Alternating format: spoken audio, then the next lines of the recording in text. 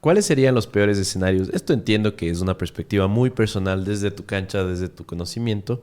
Sigue siendo una opinión nada más. Pero, ¿cuáles serían los peores escenarios si gana las elecciones Luisa González y el mismo ejercicio para Daniel Noboa?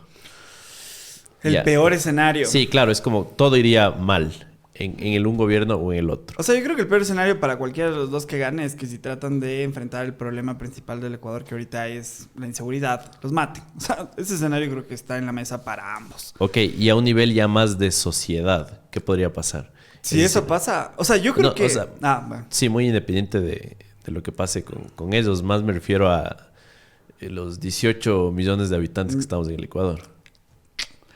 A ver, Claro, porque, a ver, tenemos posturas claras, ¿no? Es como claro. Que están muy alejados en el espectro político. Entonces entiendo que eso puede derivar en un efecto bola de nieve o Claro. efecto mariposa en Sí. cosas que salgan mal, ¿no? Desde cada perspectiva. O sea, para mí el peor escenario, empezando por, digamos, Noboa, que creo que es como más fácil de prever. Para mí el peor escenario de él sería que... bueno, voy a decir esto, lo dije la última vez y me equivoqué, pero es difícil pensar que puede haber algo peor que Lazo, ¿no? Entonces, y obviamente cuando lo dije con Moreno me equivoqué en mi perspectiva súper sesgada, pero bueno. Para mí, el peor escenario si gana Noboa es que no haya un giro en las cosas que tienen que darse.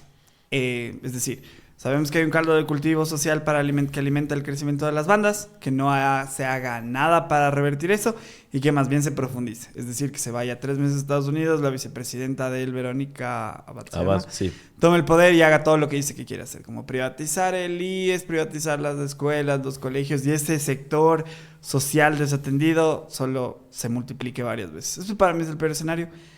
Yo creo que es un escenario difícil porque pese a todas las críticas muy generales de 280 caracteres que se hacen en Twitter, Noboa no me parece un tipo tonto. O sea, no me parece un tipo tonto. De hecho, estamos de acuerdo que por algunas métricas, de hecho, está manejando mejor la campaña que Luisa, ¿no?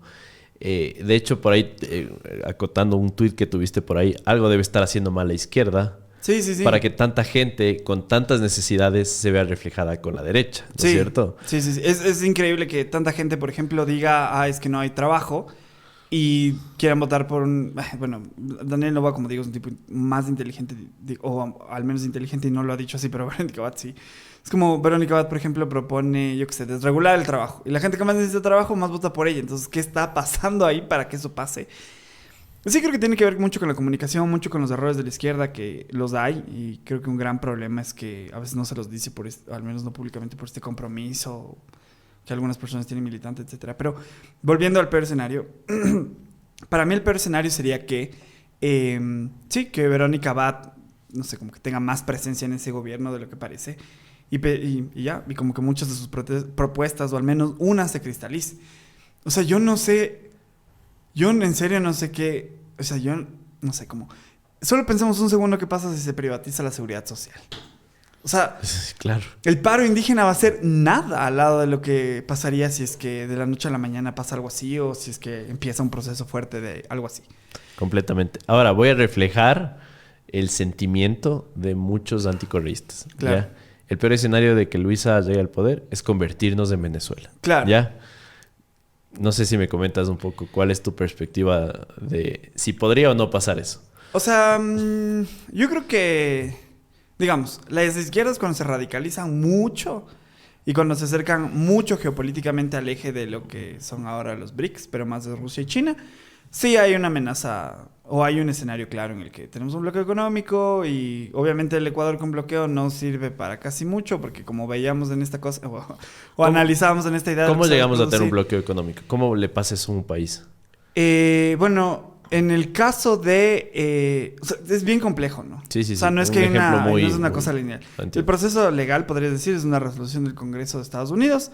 Para que se llegue ahí no es algo sencillo. O sea, para poner el caso de Venezuela, tuvo que pasar Chávez no sé cuántos años tuvo, pero más de 10 de gobierno, y ni siquiera si hubo bloqueo, pasó mucho más, digamos, se llegó a Maduro, etcétera, y de ahí hubo el bloqueo. Entonces, algo así sí nos podría llevar a la situación de Venezuela. Si me preguntan a mí, más allá de mis preferencias electorales o lo que sea. ¿Hay forma de llegar al estado de la economía de Venezuela sin algo así de fuerte? Casi imposible. ¿Qué pasó, por ejemplo, con Venezuela cuando empezó la guerra entre Rusia y Ucrania? Que esos datos, digamos. Rusia ataca a Ucrania, Rusia, como la gente le hace un bloqueo económico de facto a Rusia por ese ataque. El petróleo ruso ya no se comercializa tanto, los Estados Unidos necesitan petróleo, el mismo Biden da un anuncio diciendo algo así como que quizás lo de Maduro no era tan malo, les permiten exportar petróleo y según creo que, no me acuerdo quién daba este dato, pero me atrevería a decir que era la CEPAL, pero debía confirmarlo. Los siguientes meses Venezuela creció un montón. ¿Por qué? Solo porque le dejaron vender el petróleo. Entonces eso pasa con un bloqueo económico, digamos. O sea, entonces, claro, cuando se radicaliza mucho el Estado, te bloquean externamente. Si nos bloquean externamente, nos puede pasar lo de Venezuela, sí. ¿Qué tan probable es que nos pase eso en 1 año y medio? Si a Chávez no le pasó en 12, creo, es muy poco probable. Eso por un lado. Ahora, sí hay malos escenarios desde mi perspectiva sesgada en la potencial victoria de la Revolución Ciudadana de Luisa González. Si Luisa González gana por ejemplo, me invento, se enfrenta muy directamente con el problema con las bandas o trata de retomar la presencia del Estado, pero demasiado agresivamente, y yo tengo una lectura que va a ser bien compleja o es compleja, pero no sé si se acuerdan que Lazo pasó una ley hace algún tiempo, casi al inicio del periodo, en el que... Esto casi la gente no se acuerda. Debemos acordarnos porque casi no pasó ninguno. Sí. No me acuerdo si fue será? creo que fue la de Desarrollo Económico que a la Revolución Ciudadana le atacaron tanto por aprobar. Uno de los... por abstenerse, pero que eso implicaba aprobar, etc. Uno de los artículos de esa ley decía que el Estado, como que para garantizar la repatriación de capitales, etcétera, se habría que vuelvan esos capitales, pero se negaba o se limitaba digamos, esto de explorar de dónde venían esos capitales. Entonces yo siento que ahí hubo un ingreso de capitales complejos al Ecuador, bastante fuerte. Y eso viene los capitales problemáticos vienen con problemas. Claro. Entonces, si la Revolución Ciudadana, yo siento, se lanza a tratar de regular mucho la banca de una, porque dice, no, ya sacamos al banquero y ahora hay que venir a regular con todo. Y se mete con esos nuevos grupos de interés, con esos... La banca es el sector que más creció el año pasado y creció básicamente porque llegó mucho dinero complejo. Si la RC se enfrenta directamente a esos problemas, yo creo que primero no van a poder hacerlo y segundo pueda que abran una caja de Pandora terrible. Y esto aplica para los dos candidatos. Sí, ¿no? También. Por suerte este podcast va a salir antes y quiero poner sobre la mesa esto. Pero más bien, históricamente, basándonos justo en México, en lo que hizo AMLO, que de hecho ahorita entiendo que un porcentaje de la población americana de Estados Unidos específicamente está viajando un montón a México porque el estatus de vida ha aumentado un montón. O sea, México está bastante bien bajo muchísimos parámetros. Fuera que nos guste o no, lo que está haciendo AMLO definitivamente ha sido por mucha gestión de su parte. Y justo dijiste, y ya lo mencionaste, fue muy estratégico al manejar el tema, ¿no es cierto? No lo manejó directamente, porque siento que Lazo ha cometido el error de convertir a muchos mártires, ¿no? De utilizar esto de unámonos como pueblo en contra del narcotráfico. Pero más bien eso les ha fortalecido hasta cierto punto. ¿Me explico? Sí, te entiendo. O sea, yo creo que este problema es como, poniendo otra analogía burda, imagina, no sé, como un tumor en una persona. O sea, si una persona tiene un tumor, no vas y, yo qué sé, con un cuchillo de carnicero vas y le sacas algo y le sacas. Claro. Lo que tienes que hacer es como una incisión súper precisa y delicada, como tiene que ser un hipertécnico que realmente conozca, no sé, de operaciones y haga un corte preciso para sacar lo que tiene que sacar sin dañar lo demás. Entonces, ese nivel de tacticidad y estrategia es lo que se necesita en la política del Estado en este punto. O sea, porque el problema es bien complejo y no es que solo vas y votas a la policía o votas al ejército y ya se arregla el problema. O sea, en realidad se necesitan hacer, no sé, como jugadas muy precisas y muy claras para resolver el problema. Y yo siento que si hay esta intención, que a veces me preocupa que haya, porque, claro, hay muchas emociones de promedio, mucho revanchismo puede ser, y se actúa sin esa tacticidad, puede ser un gran problema. Desde una perspectiva muy personal, ¿qué candidato crees que tiene mayor capacidad o mayor probabilidad de tener la capacidad para manejar este tema de forma estratégica? Verás, a mí como digamos, me gusta, no sé, a mí se me hace bien complejo pero sé que es lo más normal, analizar la política por personas. Entonces, si me haces la pregunta separada, cada uno entre Noboa y Luisa González, cada uno, digamos, quitados de su contexto, probablemente Novoa tenga más recursos académicos o de conocimiento. Pero si me preguntas en sus contextos, o sea, si me preguntas a Novoa ya, Novoa claramente le fue bien el debate porque sabe algunas cosas, es un tipo inteligente, negarlo sería un fanatismo absurdo.